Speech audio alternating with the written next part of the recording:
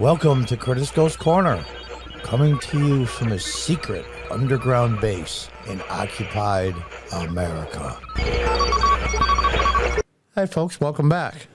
And those of you that are new, welcome.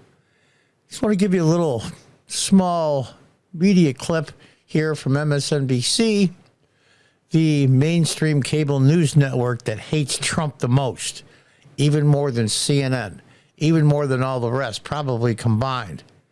Very, very interesting how she said it was a 3-hour talk amongst Georgia voters on the impact of the Trump legal problems, and in this case they call it legal woes. And she doesn't act surprised with what the response is. Let's take a listen and I'll comment along the way.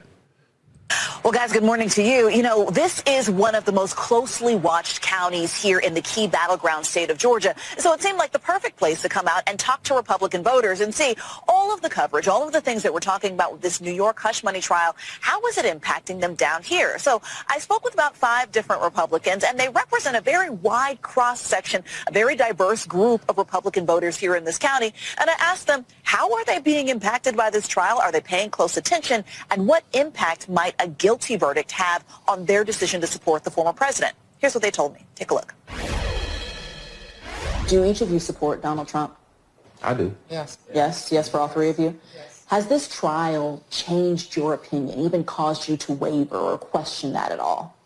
No, it's actually caused me to support him more.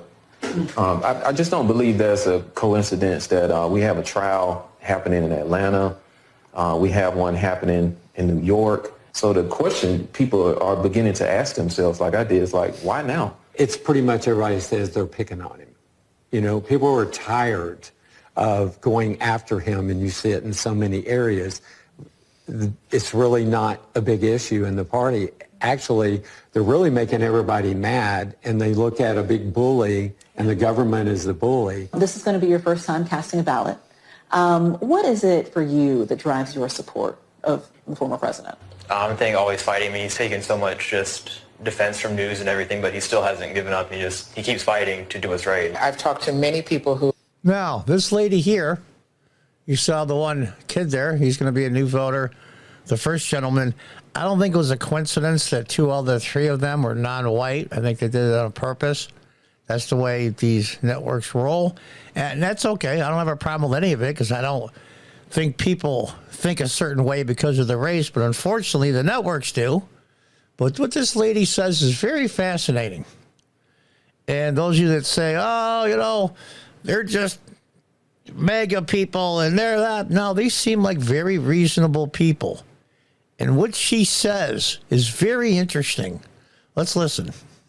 who formerly identified as a Democrat. They have changed their political persuasion to independent, and they are looking forward to voting for Trump. Wow. Because now they find something in common with a political candidate at that level. When you say they find commonality, what is that commonality? They have felt persecuted by the system of American injustice. And it's not a stretch for them to think that Trump may be a victim as well. Now, those of you that say, oh, that's ridiculous. These are low-income black people, you liberals out there, and they've been being abused by the justice system for years, and we're against that. But they're turning around doing the same thing to Donald Trump. Now, how can a multi-billionaire real estate developer be a victim like they are? Because they see commonality, like she said. Now, is it the same? Of course not. President Trump has a lot of money to spend on lawyers, and he's spending it by the ton. But more importantly, they're keeping him off the campaign trail. But I digress. Is he a victim? Yes. Is he a victim the same as many incarcerated blacks in this country? No, but that's the way people see things. Perception is reality.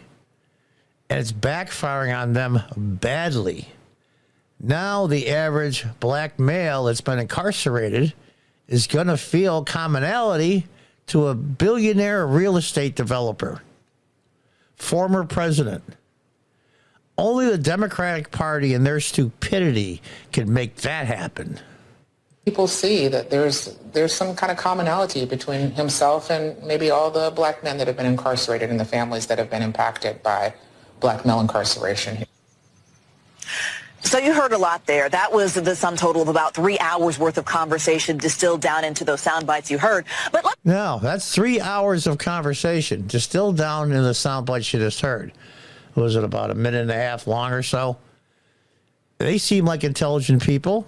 They seem articulate. They're not lunatics, and they're not uninformed, and they're not mega extremists, as they're so saying.